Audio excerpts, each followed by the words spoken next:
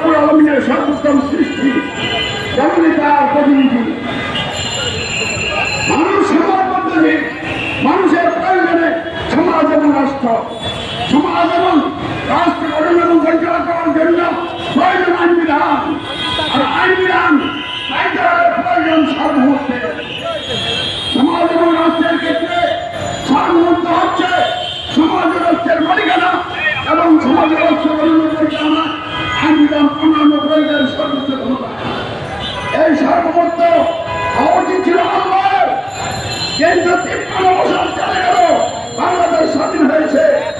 যারা ক্ষমতায় ছিলেন, বর্তমানে যারা আছেন, তারা কেউ সমাজ এবং রাষ্ট্রীয় পরিচালনার দরকার আল্লাহর সর্বমুক্ত আইন বিধান তার সাধারণ কর্তৃত্ব গ্রহণ করেন না। আল্লাহর পরিবর্তে মানুষের সর্বমুক্ত আইন বিধান কর্তৃত্ব গ্রহণ করে মহান রবের সাথে আল্লাহর সাথে তুই এবং স্থির করছেন, যার কারণে আল্লাহ বিভিন্ন রকম আজাব জাতির মানুষকে গ্রাস করেছে। সামনে মাথার উপরে ঘুরছে। এই মুহূর্তে যদি আপনারা গণতন্ত্র ত্যাগ না করেন, ইসলাম গ্রহণ না করেন, আল কোরআনকে সংবিধানকে গ্রহণ করে আল কোরআনের বিধান দিয়ে সমাজ পরিচালনার মাধ্যমে মানুষের জীবনে সেটার জন্য বিচার প্রতিষ্ঠার ব্যবস্থা না করেন, সকল ধর্মের লোকদেরকে যার যার ধর্ম শান্তিপূর্ণভাবে পালন করার সে ব্যবস্থা করে না দেন, তাহলে দেশটা ধ্বংস হয়ে যাবে। পরিস্থিতি অত্যন্ত ভয়াবহ। ভিতরে ভিতরে বিভিন্ন গ্রুপ আর উপগ্রুপ দাঁড়িয়ে হয়ে গেছে।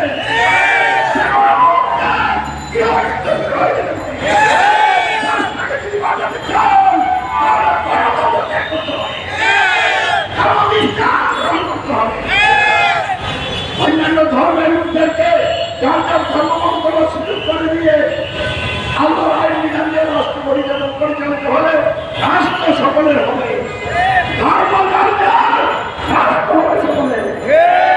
কোন দলের আইন কানুন দিয়ে মানব রচিত ব্যবস্থা দিয়ে রাষ্ট্র গঠন হলে সেই রাষ্ট্র সকলের হয় না, ক্ষমতায় যায় তাদের রাষ্ট্র হয় না। ক্ষমতাসীনদের রাষ্ট্র দেখতে চাই না। সকলের জন্য রাষ্ট্র গঠন করার জন্য ইসলামী সমাজ রাজপথে নেমেছে। আমাদের আন্দোলন সরকারের বিরুদ্ধে নয়, কোন গোষ্ঠী বা দলের বিরুদ্ধে নয়, গণতন্ত্রের বিরুদ্ধে, মানুষের সার্বভৌমত্বের বিরুদ্ধে, দুর্নীতির বিরুদ্ধে, বৈষম্যের বিরুদ্ধে। ইনশাআল্লাহ আগামী দিন গণতন্ত্রের বিরুদ্ধে, আল্লাহর সার্বভৌমত্বের ভিত্তিতে জাতীয় ঐক্য গঠন করা হবে এবং আল্লাহর সার্বভৌমত্বের ভিত্তিতে রাষ্ট্র পরিচালনা করার জন্য ঘোষণা করা হবে। মানুষ মানুষের গোলামি করবে আর বলবে স্বাধীন হয়ে গেছে, এটা স্বাধীনতা নয়। দেশ এবং জাতির মানুষকে, বিশ্বের মানুষকে মানুষের গোলামি থেকে মুক্ত করবো ইনশাআল্লাহ। আল্লাহর গোলামে পরিণত করার জন্য আমরা এগিয়ে চলছি। আমরা গণতন্ত্রের যোগ্য নির্বাচন মানি না। আমরা উগ্রবাদ জঙ্গিবাদ বোমাবাজির মাধ্যমে মানুষ হত্যা করা, শয়তানি কাজ, মানবতার বিরুদ্ধে কাজ, এইসবের বিরুদ্ধে আমাদের নিরাপত্তা। আমরা শান্তিপূর্ণ কর্মসূচির মাধ্যমে ইমান ইসলামের ভারতের মাধ্যমে জাহানি সমাজ ভেঙে ইসলামী সমাজ আন্দোলন হয়ে যাচ্ছি। গাড়ি ছুটি মায়ের কাছে জেলে যাচ্ছি, সবার কাছে ক্ষমা করছি। মোকাবেলা আমরা করি না, মোকাবেলার দায়িত্ব আমরা আল্লাহর উপর ছেড়ে দিয়েছি। আল্লাহর উপর নির্ভরশীল হয়ে তার কাজ চালিয়ে যাব। আল্লাহর পক্ষ থেকে ইমানের সর্বোচ্চ পরীক্ষা হিসাবে ফাঁসির মঞ্চ রেডি হবে, হাসতে হাসতে ফাঁসির মঞ্চে যাবে। আল্লাহর ইচ্ছা হবে, আল্লাহর ইচ্ছা না হলে দুনিয়ার সকল সবকে একত্রিত হয়েও কিছুই করতে পারবে না। আল্লাহ আমাদেরকে রাষ্ট্র নেতৃত্ব দেন, আমরা সকলকে সাথে নিয়ে কল্যাণকর রাষ্ট্র, দুর্নীতিমুক্ত, বৈষম্যমুক্ত সমাজ রাষ্ট্র গঠন করবো ইনশাআল্লাহ। এই লক্ষ্যে আন্দোলন চলছে।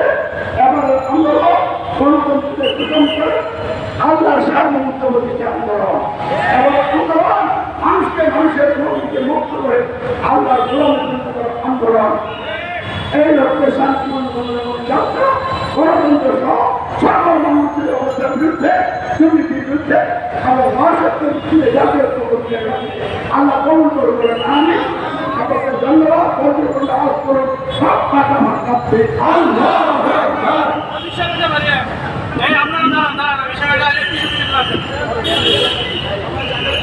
সবাই জায়গায় থাকে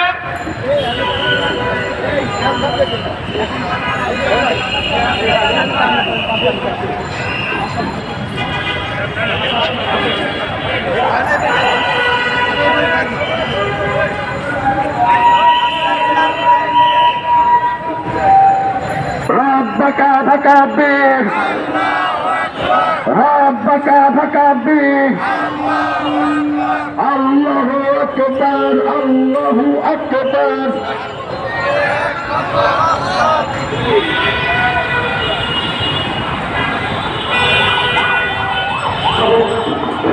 ربك